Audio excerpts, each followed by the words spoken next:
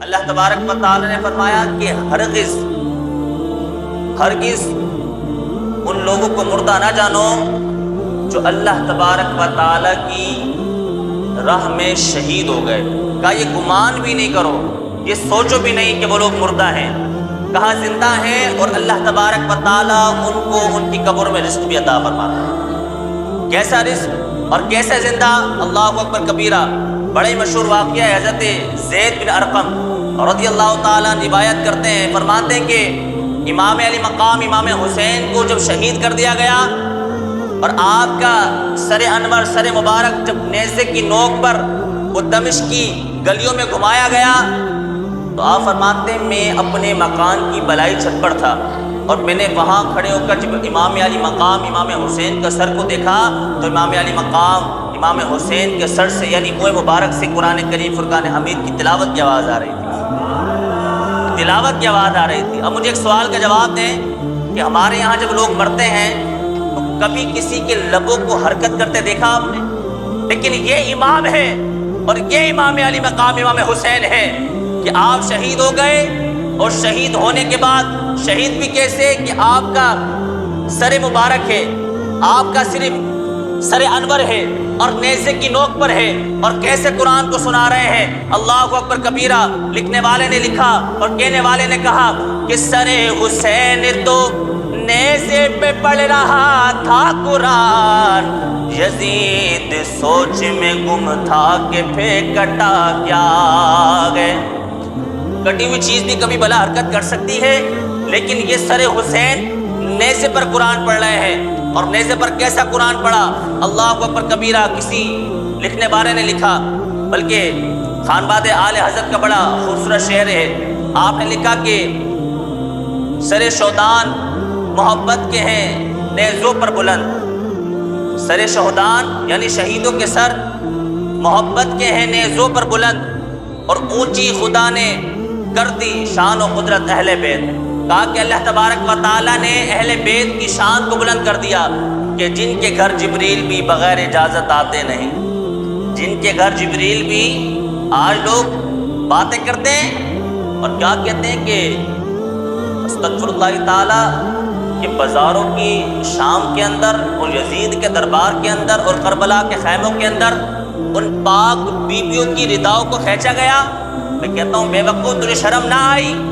بلکہ ہمارے بزرگ تو یہ کہتے ہیں کہ ان کے گھر جبریل بھی بغیر اجازت آتے نہیں۔ جبریل کون ہے؟ نوری فرشتے ہیں۔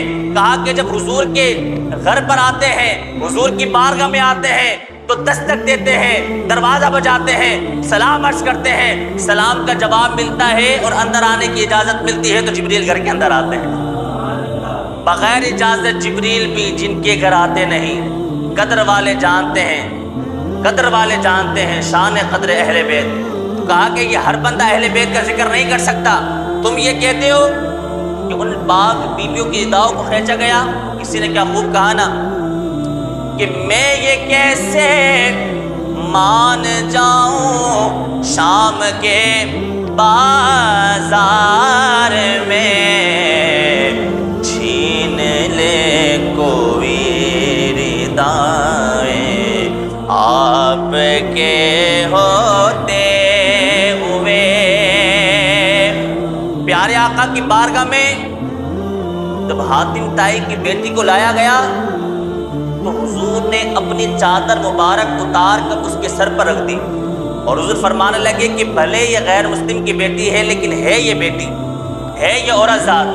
تو پیارے آقا عزت دینے کے لیے تشریف لائے، پیارے آقا نے تو غیر مسلم کی بیٹی کو بھی عزت دیا، تو یہ کیسے ممکن ہے کہ انہی کے گھرانے کی عزت پر کوئی حملہ کر دے؟ میں یہ کیسے مان جاؤں کہ شام کے بازار میں چھین لے کوئی ردائیں آپ کے ہوتے ہوئے؟ یا رسول اللہ آپ کے ہوتے ہوئے کیسے ممکن ہے کہ آپ کے صاحبزادیوں کے اوپر کوئی خبیث، کوئی شریر، کوئی حرامی ہاتھ کو بڑھا لے؟ ہم اس بات کو نہیں مانتے۔ ہاں ہم یہ ضرور مانتے ہیں کہ بی بی زینب نے جب شمر داخل ہوا نا خیمے کے اندر، بی بی زینب نے جو جملہ ارشاد فرمایا، اللہ اکبر کبیرہ، روح کانپ جائے ہماری۔ آپ نے فرمایا کہ شمر بدبخت، تجھے شرم نہیں آتی تو جس نبی کا کلمہ پڑھتا ہے تو انہی کی بیٹیوں سے بدتمیزی کرنے کے لیے داخل ہو گیا، تو انہی کی بیٹی کو پریشان کرنے کے لیے داخل ہو گیا۔ تو اس چیز کو تو ہم مانتے ہیں، لیکن ہم یہ نہیں مانتے کہ کوئی طیبہ، طاہرہ، زاہدہ، عابدہ، وہ پیاری زینب سلام اللہ علیہا اور وہاں پر جتنی پاک بیبیاں تھیں وہاں ان کے ساتھ کوئی شرارت کر سکتا؟ ہاں، وہ صبر کا میدان ضرور تھا، وہ استقامت کا میدان ضرور تھا، اور وہ اس ملت کی نوجوان بیٹیوں کو سمجھانے کے لیے ایک درس تھا کہ وہاں پر بھائیوں کی قربانی دی جا رہی ہے، وہاں بیٹوں کی قربانی دی جا رہی ہے، وہاں بھانجوں کی قربانی دی جا رہی ہے، وہاں بھتیجوں کی قربانی دی جا رہی ہے، لیکن وہاں پر دین و اسلام کے لیے کوئی کمپرومائز نہیں ہے، وہاں پر دین اسلام کے لیے کوئی ہلکی بات نہیں ہے۔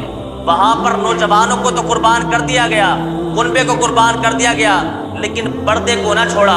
وہ لکھنے والے نے بڑا خوب لکھا نا کہ کربلا جس چیز کا درس دیتا ہے وہ مرد کے لیے صبر ہے، وہ مرد کے لیے صبر ہے۔ بڑا ہی مشکل کام ہے، بڑا ہی مشکل کام ہوتا ہے کہ نوجوانوں کی لاشوں کو بھی اٹھا کر کے لے کے آنا، اور نونہال بچوں کی لاشوں کو بھی اٹھا کر کے لے کر آنا، اور وفادار بھائی کی لاش کو بھی اٹھا کر کے لے کر آنا، اور پھر 1 2 3 نہیں بلکہ 72 لوگوں کی لاشوں کو دیکھنا، ان کی میتوں کو دیکھنا، اور اس کے بعد صبر کا پہاڑ بن کر کھڑے رہنا، صبر استقامت کا پہاڑ بن کر کھڑے رہنا۔ جب امام علی مقام امام حسین رضی اللہ تعالیٰ جب میدان میں کودے نا، اور جب یزیدی فوج آپ سے لڑنے کے لیے آئی، تو آپ جدھر اپنا چہرہ انور کرتے اور جدھر اپنی شمشیر کو آپ ہلاتے، وہاں جہاں تلوار آپ کی ہلتی ادھر سے ہی یزیدیوں کے سر اڑا دیے جاتے تھے۔ تو امام علی مقام امام حسین، اتنی شان رکھی آپ نے، اتنا قد آپ نے رکھا، اور کیسا صبر کا دامن تھامے رکھا۔ یارو اگر ہمارے گھر میں کبھی ایک فوت کی ہو جائے نا تو کیا حال ہوتا ہے؟ سنبھالا نہیں جاتا، خود کو سنبھالا نہیں جاتا، اہل خانہ کو سنبھالا نہیں جاتا، لیکن وہاں بات ہی کچھ اور تھی، گل وچ اور ہے۔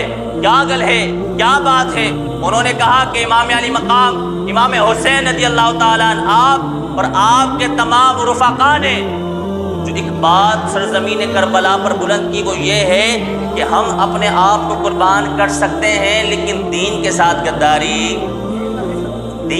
غداری نہیں ہو سکتی۔ اپنے آپ کو تو ہم قربان کر سکتے ہیں،